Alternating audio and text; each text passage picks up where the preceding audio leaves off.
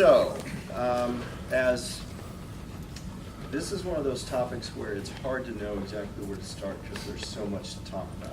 This is 17 times 3 one-hour presentations at least.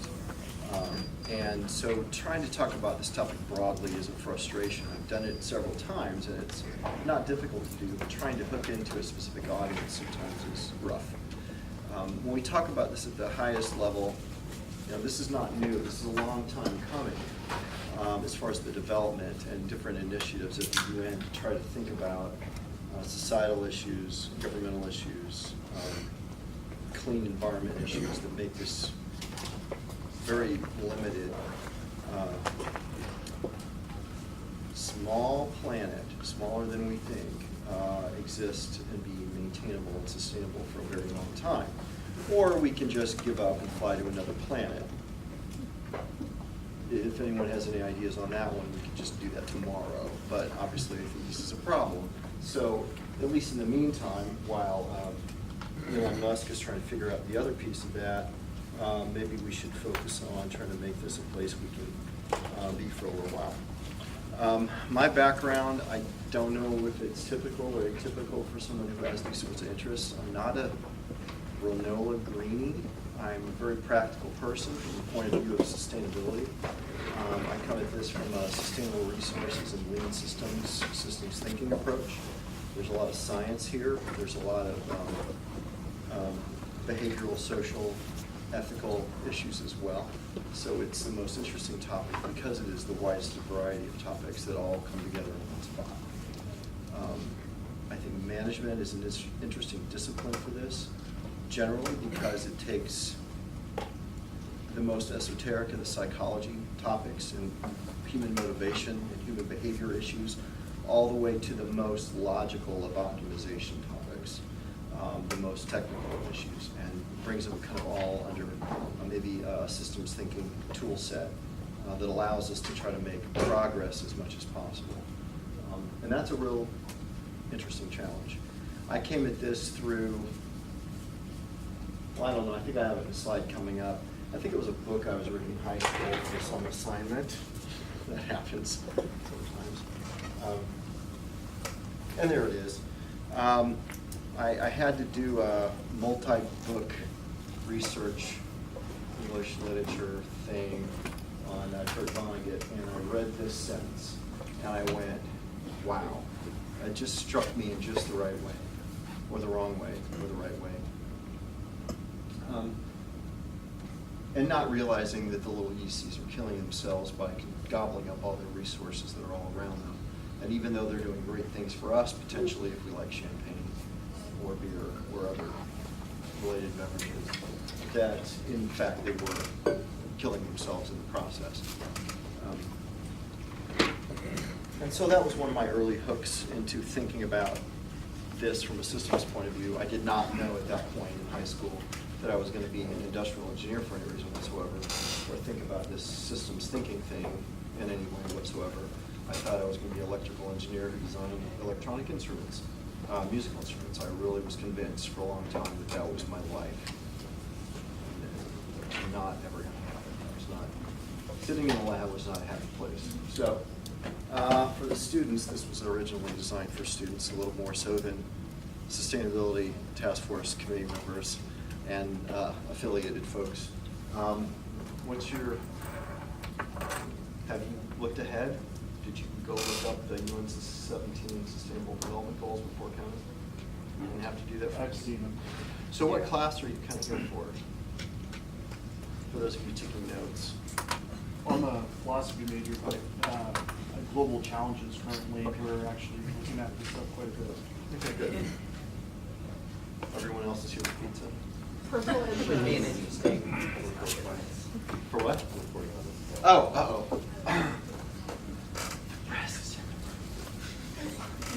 Okay.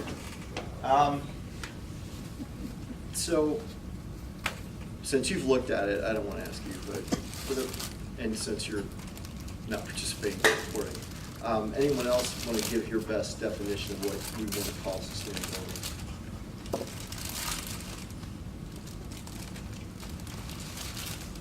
Being able to processes that we do, that we need for life in a way that won't diminish over time? That's pretty reasonable. And it's a big umbrella. Yeah. But it's about where the 17 goals are. That's what they tried to do. You go back to the base of that. I think it's 1987. There's even a report that tried to put a definition to sustainability. The Times Talk link is not a very interesting article necessarily. It just kind of discusses what the goals were when they first came out. There's a lot more been done. There's been at least one annual report with some scattered metrics. The metrics that are in place at the UN level are very high level, very global. It's hard to think about what is my organization going to do when we're talking about we're going to reduce infant deaths due to poor wastewater treatment in Africa. And well, okay, I've got a small to medium-sized manufacturing business in Kansas or Missouri or something. And what does this have to do with me? Why are we talking about this topic? And it makes it hard. And getting down to a granular level is challenging for organizations. The typical corporate social responsibility approach has become almost too cookie cutter, and it deals with some very basic things. And companies see a really good example of a publicly held company in their annual report doing CSR reporting, and they all focus on people, planet, profit, people, planet, profit. It's just over and over and over again without some of these other issues. It becomes a convenient measure. It's an expectation at a basic level. Stockholders go, oh, good. They have a report. They have a plan. Good for them. And then they move on to the financials real fast. And stockholders figure out if they want to invest or not. And there's more to it than that. And if Dr. Gould were here, partnership and peace are really important pieces of this. In silos, we're getting good at planet issues, people issues, prosperity issues. Not always, and I'm going to use a word that I hate, synergy. Okay. At least cooperation. Cooperation in order to do a better job and take advantage of commonalities and objectives. Right? But the peace and the partnership part, we waste a lot of energy, money, resources on lack of peace and on conflict, whether or not that's political conflict within countries or between countries, whether or not that's all-out war between countries. There's a stupid amount of resources utilized and wasted. And again, I'm not a peacenik. That's not my approach or my intent here. That's not the point. But between the two options, one utilizes less resources than the other. So there is some logic to the structure.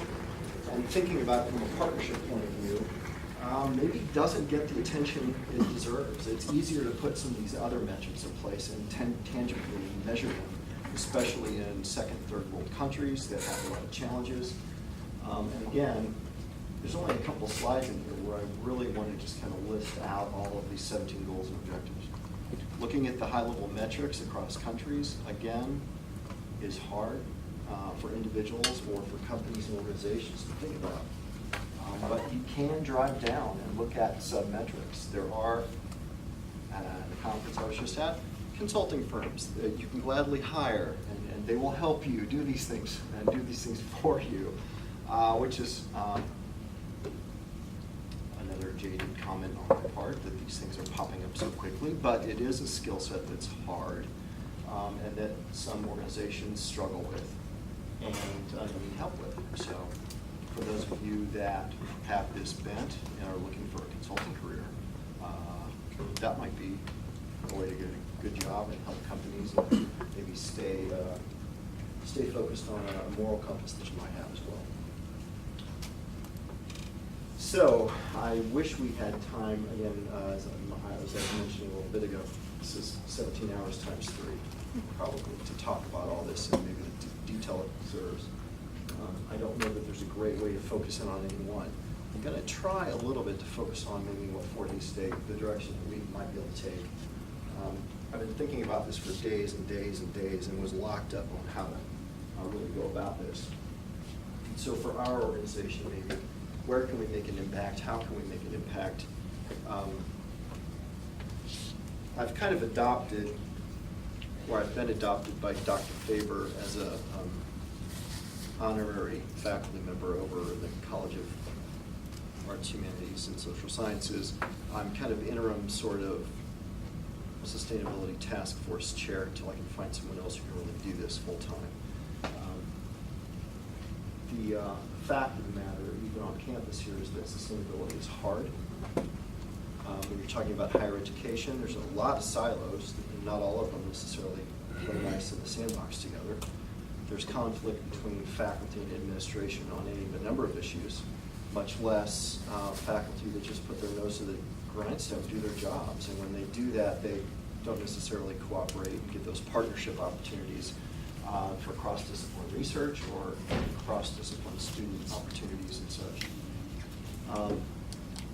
A nice article that was pointed out to me by Dr. Edgman, thinking about major transformations that might be helpful and necessary to make some of these 2050 goals happen.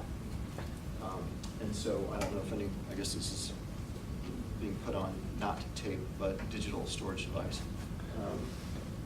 Might be another good read to hit on what some of the major barriers are, along with these silos of competition and lack of cooperation. On top of that, there is this perception that sustainability is a greeny granola topic, right? Where do you see these barriers to getting something going on campus?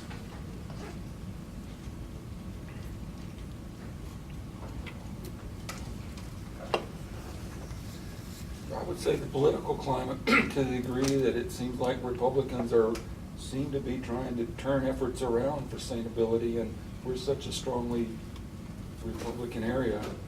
I see that as a... It is goofy that there's a disconnect between some of the logic here and the politics of it. The fact is that in Western Kansas, we have this abundance of wind potential energy and a real dearth of water. And the fact that we don't spend more time on water issues and even taxing ourselves a little bit more on those water costs. And I know that's anathema, right? A bad word for us to use in Kansas. We're going to tax ourselves over something that's valuable. But we need a long-term plan for water in Western Kansas, and we go year to year more than we go decade to decade on that plan, and that's a challenge. Let me ask you, because I think, you're leaving one important factor out, which is petroleum. I always assumed that the interests of petroleum people were they always saw wind energy as a threat to their market share, and that was the major obstacle to adopting wind in Kansas. Can you comment on that? I have no idea. Yeah, go ahead. Yeah, I can make a little bit of a comment, not so much in Kansas, but Statoil, which is a major Norwegian oil company, they actually do things in different ways. They understand that their market for oil is probably 50 years or less. So they're already making the transition from an investment perspective into In other words, they're alternative sources of energy. diversifying to alternative. They're diversifying, and Norway That's is the key right there. We can't get everybody to do that. I am not an expert in wind energy. It's one of the issues that occur for us in Western Kansas. The other takeaway I would say from that is that the Sunday morning news shows, ExxonMobil is often on those ads talking about their diversification of energy. And they talk about wind and so we're quite a bit side by side with petroleum. Now, from the point of view of Kansas, that might be a different political issue as opposed to the global view that maybe ExxonMobil has. I just wanted to, I'm thinking whether this is a response to sustainability or just a market demand supply situation, because for it to be called a sustainable action, it should be informed by concern for nature, society, Right. people, rather than hey, these oil reserves are going to be depleted, hence we are going to move in that direction. But even so, we should be thinking about this balance here on the prosperity issue, that we're trying to develop a system where we are boats, and some of those boats happen to be invested in petroleum. And so we're trying to be balancing current fiscal, financial, business needs against these other issues. And that's where the partnership piece needs to happen. And it's also where the competition and the political issues and the us versus them and the silo issues won't take a systems view all the time about some of these problems. Could you explain what you mean by silo issues? You've mentioned that a couple times, and I wasn't that sure. Companies or people or academic departments or units in an organization or companies competing against each other that will not take a cooperative view, that will take a local optimization view of benefiting themselves the most without regard to the benefits for others.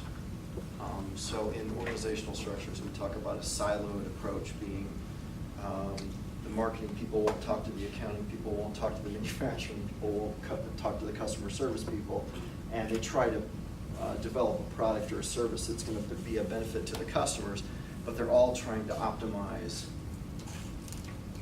high sales, low cost, most attractive, cheapest, all at the same time, without thinking about it cooperatively from the systems point of view, from the voice of the customer. Does that make sense? Yeah, it does. So where were we? Oh, that was me being jaded about sustainability, sorry. The one I really want to point out, which I added to the slide recently because of the ASHE conference that I went to the first week of October, was sitting next to a woman who is a sustainability director at a small private school in Austin. And she said that she went to an alumni event and she had a name tag on, sustainability director. And very stereotypical alumni member, tall, skinny, jeans, cowboy boots, Stetson, walks up, sits at her table, puts his hat down on the table, puts his feet up on the table, and says, "Why is it that you are trying to make me do something that I don't want to do?" And it just had to do with recycling or some such thing. And there is this political issue of, and it might be a libertarian issue, more so than a Republican issue, but it's a, why are you making me do this? I have the right to do whatever I want to with this aluminum can, this piece of plastic, this cigarette butt, this whatever.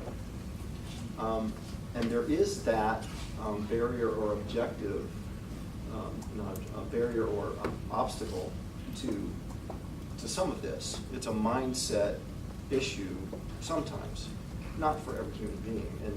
And so us getting into the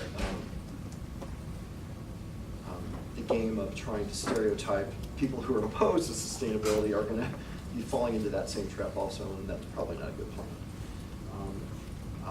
All politics is local from that point of view, knowing who every citizen is and customizing their sustainability plan might be very hard, but it might be important to figure out how to do that. So, destination or long-term goal, you can say that for only too long. At some point, you have to take action. I think one of our previous presidents, who was here for a very, very long time, would say, show me what you can do, and then maybe I'll find a way to support it. Sometimes you have to invest in opportunities up front and try them out and see if they'll work. And when it comes to sustainability on this campus, I don't know that we've invested enough early enough to try to make something happen in a positive way. As I kind of alluded to a minute ago, currently our task force is mostly a College of Arts and Sciences and Humanities, Arts, Humanities, and Social Sciences. Investment, it's not a university level committee. I'm filling in for someone who chose not to come back to the institution. The committee was idle for a year, and I was frustrated by that. So I'm trying to get things going, keep things going, and hopefully find someone who can take this over and get some proper support with time at least. Did I click to the next slide? Uh-oh.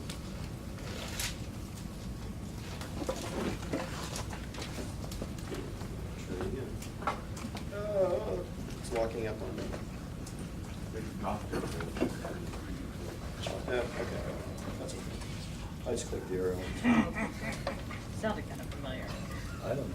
Yeah, so Greg, while you're doing Kind of that, like could electricity could you at see home. maybe creation of a higher level, university level position, like vice provost for sustainability or something like that? I think starting out with a small director position, maybe located in facilities, is what I see the most of at the ASHE conference. You'll see a sustainability person with maybe an environmental science degree or a sustainability sciences degree housed in facilities who will at least be a data person who can help develop data models to report to ASHE. And again, there was a rumor that maybe Dr. Mason might pop in. But if we can get ourselves to the point where we have the infrastructure to report data to ASHE, the STARS reporting mechanism is starting to become more widely used by university evaluative agencies. Online schools.com or some such website has started to pull STARS data from ASHE in their evaluation of online and on-campus programs.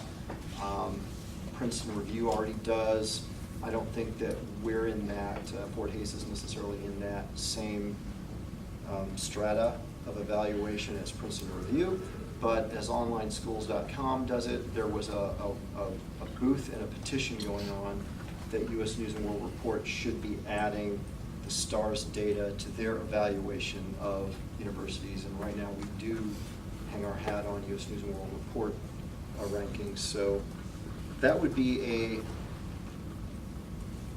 challenge for the institution right now if U.S. News and World Report goes in that direction, start putting STARS data into the evaluation, and we are nowhere in the game. We should at least be probably exploring, I would think, what the data set looks like, what the data reporting requirements are, what the resources are needed to actually do that reporting to the STAR system. I think that's a logical next step. I looked at our current peer institutions last night and some information. I didn't have time to get into the slides. I think there's 5. 3 of them are members of ASHE, 2 of them are not.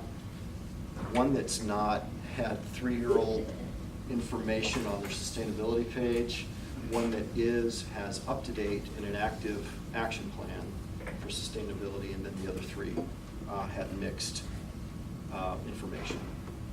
So our peer institutions, some are doing better than us and some are doing worse, I think.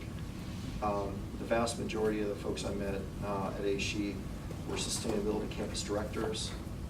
The folks that are going for the platinum, bronze, and gold ratings in the STARS mechanism evaluation process are the bigger schools, are the ones that are at the highest levels of competition for students. At some point, Fort Hays might have to think about that. I don't think we're there yet. I don't think that's a dimension of competitive advantage that Fort Hays sells usually. But at some point, it might have to be, or it might be. Do any of our competitors have wind turbines? It looks like that would Do carry a lot of any weight of the for students us. that come here know that we do before they get here? But you're saying we were competing in how well we're, I thought that's what you were talking about. We were competing with the measures we're taking towards sustainability, the institutional measures we're taking. But I don't think it gets reported and used to our advantage, some of the things that we are doing well.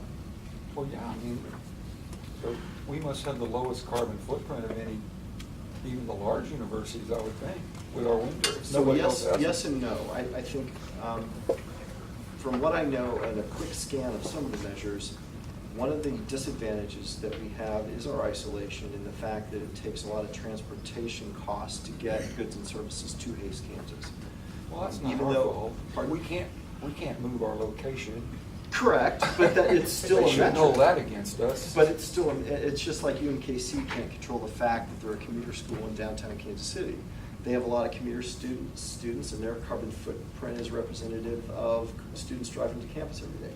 Ours is more representative of costs, carbon costs of getting goods and services and food, Chartwells to Fort Hays State universities to serve our population. So different universities have different mixes on those metrics. But Greg, I think then that probably points out a mistake in the measurement system.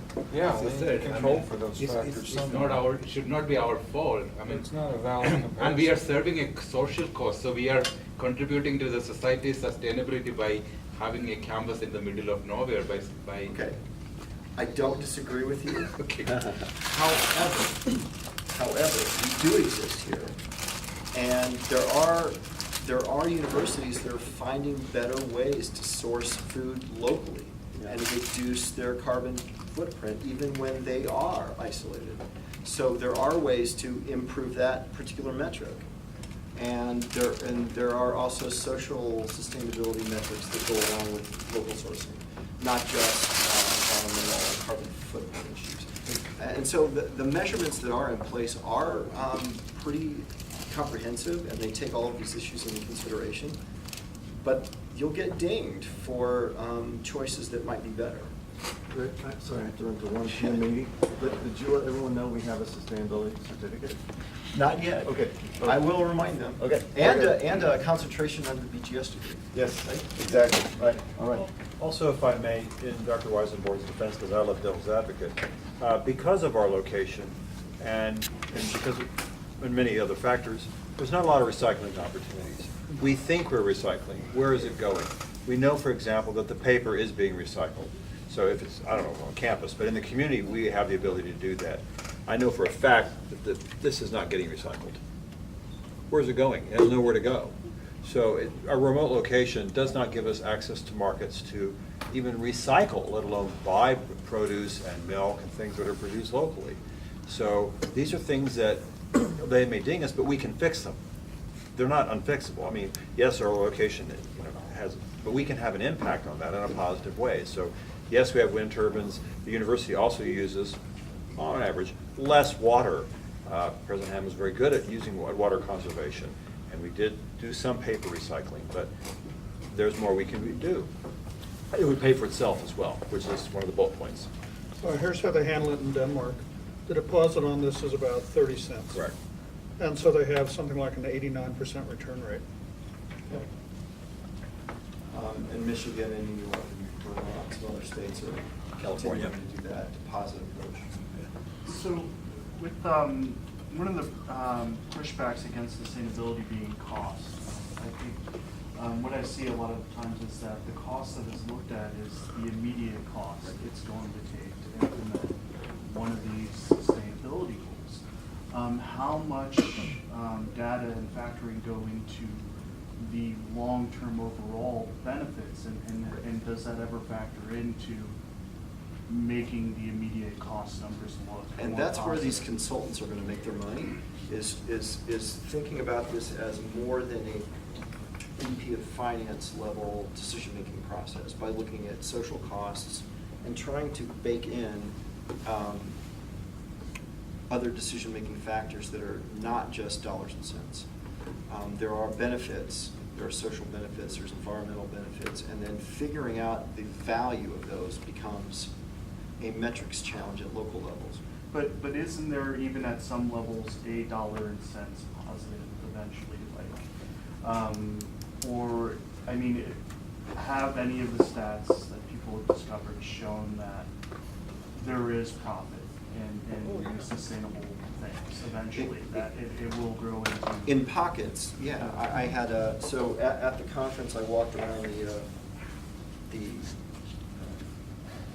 floor with all the vendors, and there are definitely some biogas generating companies that I talked to that said, you could be making money on this deal. I said, well, we're in a pretty small location. We'd have to have a huge partnership, and then the cost of getting waste material, organic waste material, compostable waste material into the digester probably would require more transportation costs than it would be worth. So we were a pretty small community to get the bare minimum size of that. And so this is just one example, but there are opportunities to do that. One of the benefits of being in a bigger community is co-locating different industries together, where waste streams of one organization become an input for another organization, and that's that proximity that's helpful in cost reduction. You'll see some industries where there's wasted energy from high energy processes that become an input for energy on a secondary process that might be a second company benefiting. So, we're at a somewhat disadvantage that we're so isolated, but getting those, and I think it goes back to partnerships, getting back to the opportunity for community, county, city, and university partnerships. There was, for us, with the wind tower issue, for example, there was, and maybe Professor Schwaller can comment on this a little bit more, the history of it escapes me a bit, but there were challenges with getting the wind towers up because of city ordinances and having to go outside the city limits to the county, to the edge of what was feasible, because there were no good city ordinances in place at the time to address it. There were, ordinances were passed, so there was a countywide discussion about wind turbines in the early 2000s. And it's strange, we talked about the fight between, is it petroleum versus wind energy?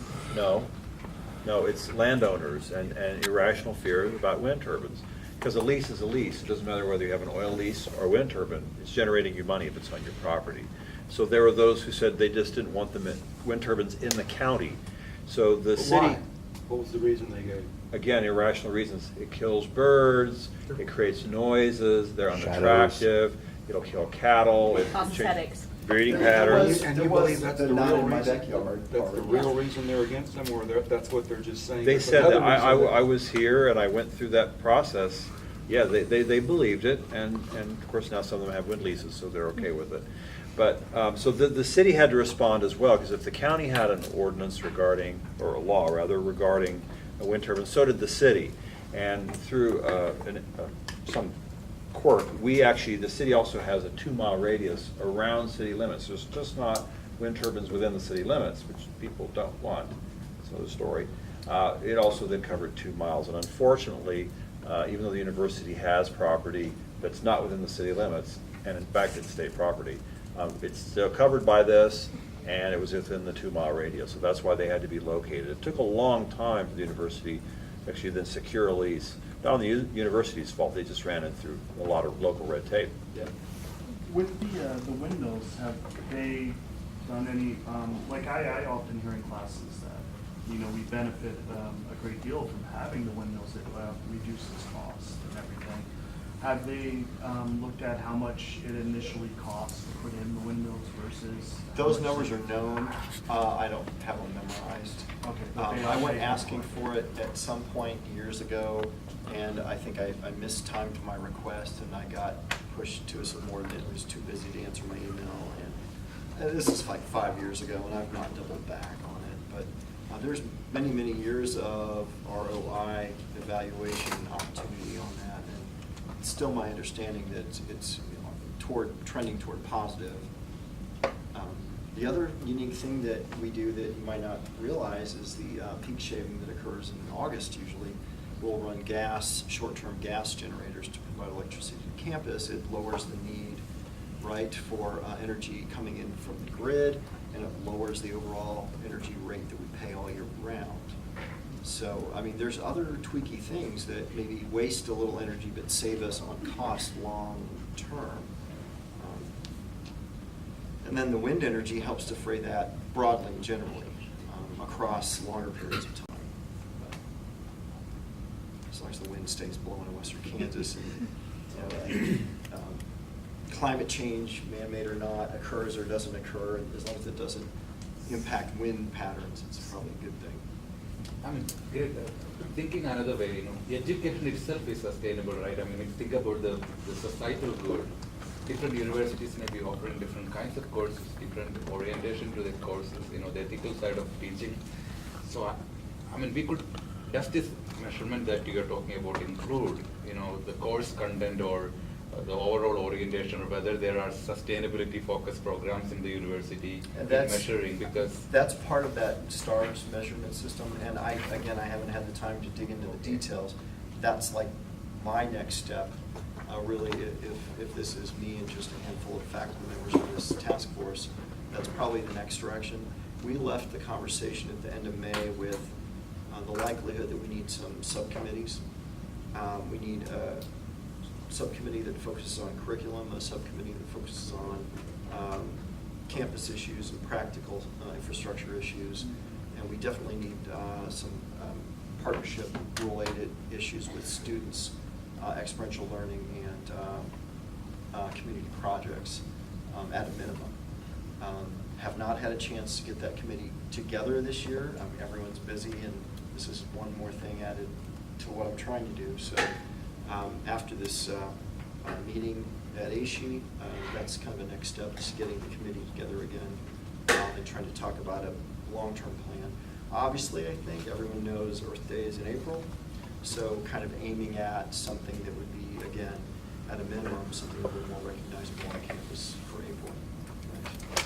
Missed out last year, there kind of was this absence of a committee or activity. I think Dr. Fink in his class took over and tried to do something on Earth Day, but it was not probably the same impact as it had been in previous years. I mean, I believe we are doing a lot of things that are through our classroom, through our exercises, a lot of things that make the future generation more oriented towards sustainability, rather than some other universities. And so I was slowly getting back around to the definition you offered, and so the original UN report basically has that note. And even if you go to the Kansas Board of Regents, they've got a bit of policy in there about sustainability. And they, again, pretty much echo that same kind of sentiment. You could have not prepped me for this slide better by your response, so great job. I think when it comes to us, though, we've got, again, even with the Kansas Board of Regents, this gap between what are we really doing, what is expected of us, and how are we going to measure what we're doing. And I think that the STARS data out of the ASHE reporting mechanism is the right direction for an academic institution. It's geared to measure academic institutions. Our long-term engagement with that organization is probably a good thing. I don't know that we could do it without the structure and the help that they would provide. They would allow us to do that a little more efficiently.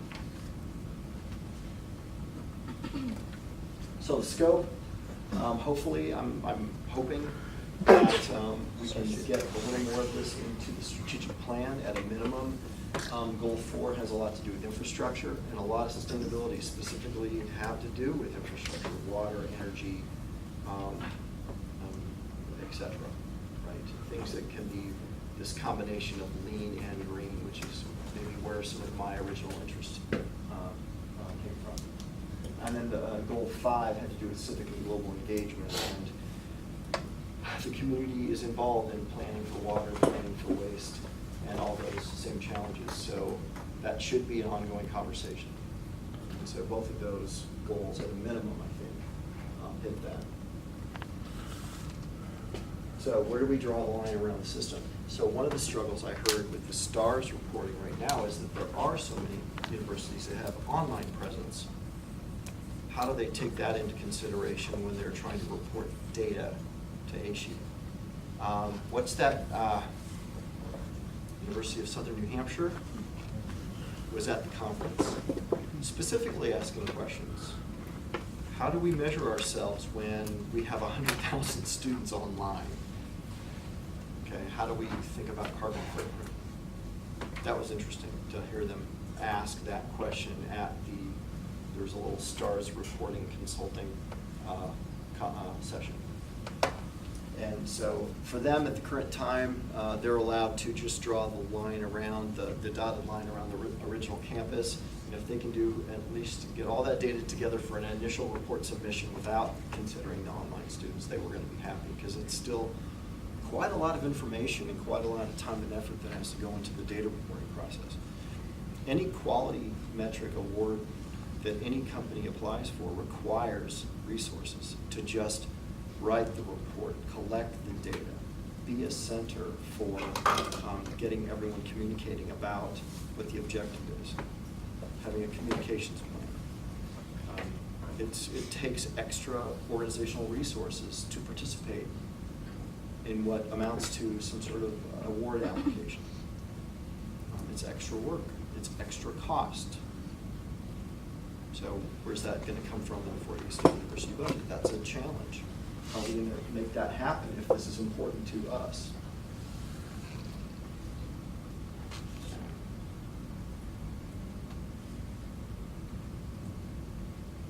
I have lost track of my clock. I have no idea what time it is. You know, I could talk about this for like 5 hours, so that's a real problem for you if you've got a 1:30. So. It's 12 after 1. Oh, good. Got a little. Let me see what I can do in 5 minutes.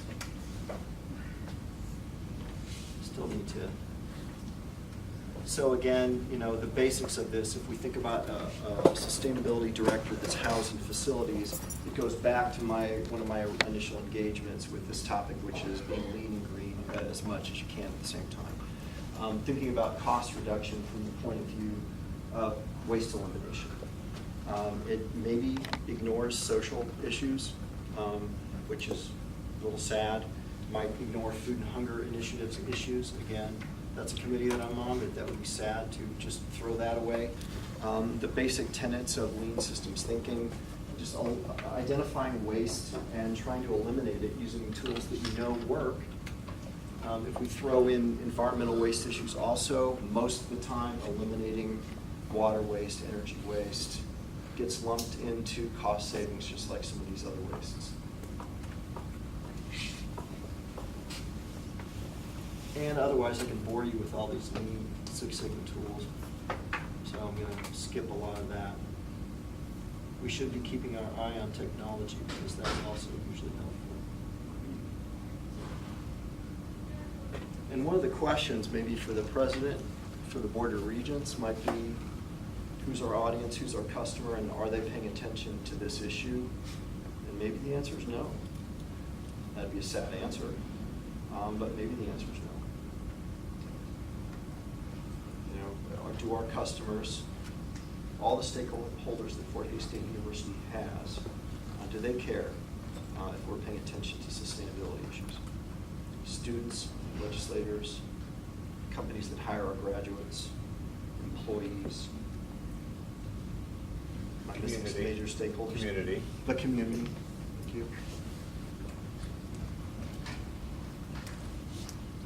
So one of the good things on that previous slide is benchmarking, and participating in the STARS reporting process would allow ourselves to benchmark against other universities that are typical state comprehensives, as well as our direct peers that are also participating.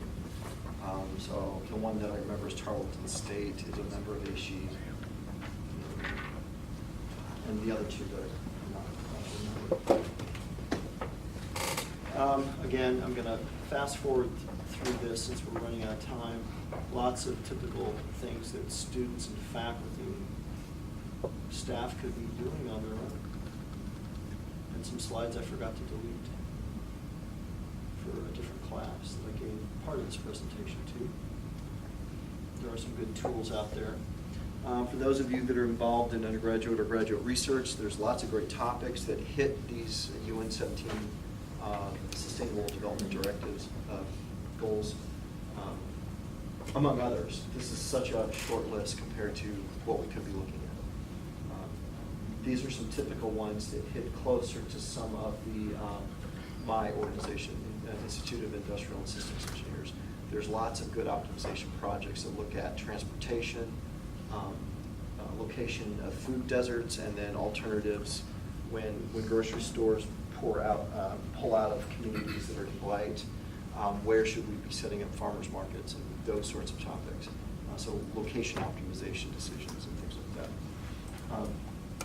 And we talked about co-location of industry. another great opportunity to try to marry up waste streams to inputs into other processes.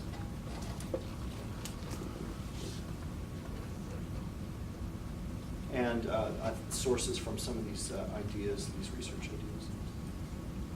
So, Dr. Gould said that there's questions on the question board in the union. That's a warning that I got. Is that not true? Yeah, on the Tiger Talkback board Yeah. this week, it should, for 225 students have responded and 90% of them say yes. Awesome. So how do you think that we would go about establishing that on campus? So, again, a short anecdote. I made the request a long time ago to put a recycling bin in a particular hallway of a particular building, and I was told that it would violate fire code because it was going to be in the way of people escaping the building in case of a fire. I did take a picture of a nook or cranny where maybe there could be a recycling bin housed, about almost identical to that kind of space. It did not get so far as to push said building manager into a corner and try to get. So just because I want to put a recycling bin in doesn't mean there's going to be a recycling bin. I mean, that's a system-wide problem, and we need to figure out system-wide how that's going to work. I know that Dr. Brittany Howell works with the Food Hunger Initiatives, very specifically with food waste minimization, and so she's discussing stuff like that with Chartwells and her students. I'm doing a food waste hands-on experiential learning project with her, Mitch Greer over in biology and Dr. Howell in ag, and taking different angles on waste stream minimization.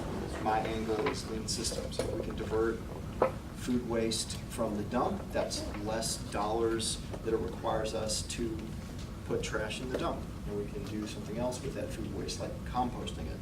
Her students in ag are looking very specifically about better utilization of ag operations resources, thinking about what you can and cannot compost in an ag operation.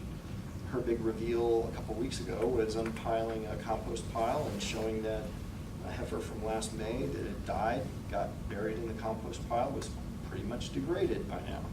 Nothing left but a couple of bones. And that's that local composting opportunity. Some people think you cannot compost animal waste material, and that's not necessarily true. It's harder. It creates challenges with scavenging animals. However, it is something that's possible. I mean, there are things we could be doing locally. There's some challenges. I'd like to press on Professor Schwaller a little on composting other things other than grass clippings. There are examples of other communities that do a better job with some of that. Doing that in Hayes might be a real challenge, but we need to maybe, instead of saying no, looking for ways to say yes, maybe trying to unblock barriers to implementing some of this stuff. I'm kind of to the end of, thankfully, this whole thing. Any other comments or questions? There's like a bunch of other things we could be talked about, but there's just is not enough time. Yeah. One thing that's an obstacle to my motivation to recycle is that some of the practices just, they don't seem logical or efficient to me. I'll give you an example. They're asking us each individually to go to the trouble to separate all of our waste. Tens of thousands of people, you know, remembering and taking the time to separate. How come they can't build a facility where all the trash ends up that can cycle all that stuff out of everybody? And I'll pay, you know, a few dollars extra in taxes to pay for that. And it just looks like it'd be a lot more efficient, and I wouldn't have to worry about tripping over recycling bins or, you know, them being in my way of getting out of the fire. Water. They say, well, turn off the water while you're brushing your teeth. Well, to save a pint of water, that's fine. But then you go outside and you see somebody pumping hundreds of gallons of water into the same water that's coming out of my tap onto their lawn, and it just seems like that didn't do any good. There's any of a number of social behavioral issues that tie into all of those topics. And one of the hot words that you said early on in that sentence was tax. And a lot of people don't want to pay for a benefit that they know is likely to be a good thing. Well, So they don't want to pay any taxes, but I they do, know. and the government makes them when they know if it's you necessary. expect certain benefits, you should be willing to pay for them, right? So how that payment occurs and how that But I think that's a objective real gets funded obstacle is to people adopting the concept of sustainability is it just doesn't seem to be a workable, feasible, efficient plan. So, again, if Dr. Gould was here, it would be an interesting bit of conversation. Dictatorships are very efficient.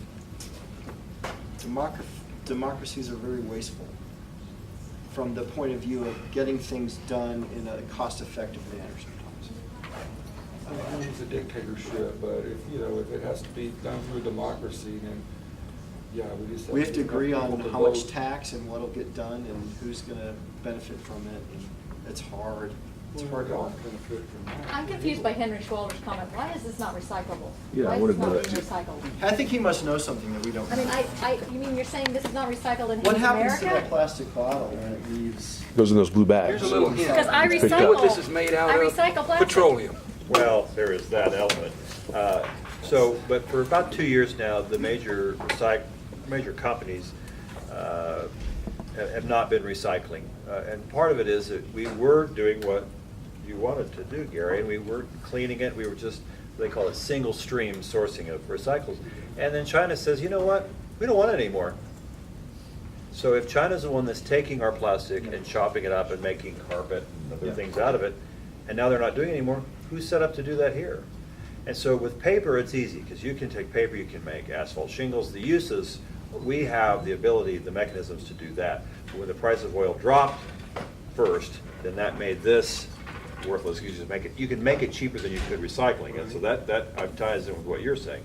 Then the other element is now that no one is taking our single stream stuff because we're not washing it. Yeah. We're not washing our cans. We're not rinsing out our bottles in the dishwater, through gray water. Now they don't take it. So now that there's no market for it, what do you do with it? Well, some are putting it in warehouses. They're storing all this stuff, waiting for the day that it has value again. I don't know when that will happen. So when I put it all out in my little recycling, because I do still recycle my plastic bottles, you're saying Hayes America, the Oh, it goes recycling- to recycling But people it in goes, Hutchinson. But it's sitting somewhere in Hutchinson now. I don't know. Oh. We don't know. We Okay. know I that see a student project here. now paper is still strong. We're getting cash for it. We are not. We're paying more to get rid of this plastic bottle than we are for you to just throw trash in the trash can and for us to haul it to Topeka. See, we don't have a landfill here. We have transfer stations. So everything you throw away is taken by truck. Talk about a footprint. Yeah. Driven to Topeka, Shawnee County, where they will take it. And Didn't we used to have a landfill? 30 years ago, and the recyclables go to Hutchinson, and that costs more. At that point, are you using more petroleum than you're recycling? I'm wondering. Are you saying I should throw this bottle into the regular trash can? Please than don't. the recycling one? No, please recycle. So Say they didn't fill it up this with would be water. a good life cycle analysis project. This is very for, important. And so the other imagery that comes to mind is that for the longest time, industrial engineers would tape a stopwatch to an item on a manufacturing line and figure out what the flow time from start to finish was by how long it would take to get from the start to the end. And that would be one way to measure, how long does it really take us to make a good or service for a customer. And the other thing that I think about is that Tom Hanks movie when he's stranded on the desert island. What's that? Castaway. Castaway. And so he puts a stopwatch in a box and ships it to Russia, and he's trying to set up a new station in Russia. Opens up the box and yells at everybody because it took like 5 days for the stopwatch to get through the processing. But literally tracking a plastic bottle or maybe a fake video. Where's Ron Rolfe or somebody who there's a project here, I think. Tracking that plastic bottle from a realistic point of view and figuring out that maybe what we think is happening isn't happening, and maybe we should be taxing ourselves a little bit more on certain things in order to have the right processes that we believe should be happening actually occurring. And maybe it's an education issue and communication issue. So once again, this is a partnership issue, more so than, I mean, we're pretty good at a lot of these 17 goals. We know what we're supposed to do. Getting people together to do them in a logical way is some of the biggest challenge. And that partnership goal doesn't get the attention that it should. That feels like a good note to end on, unless you guys have any more questions.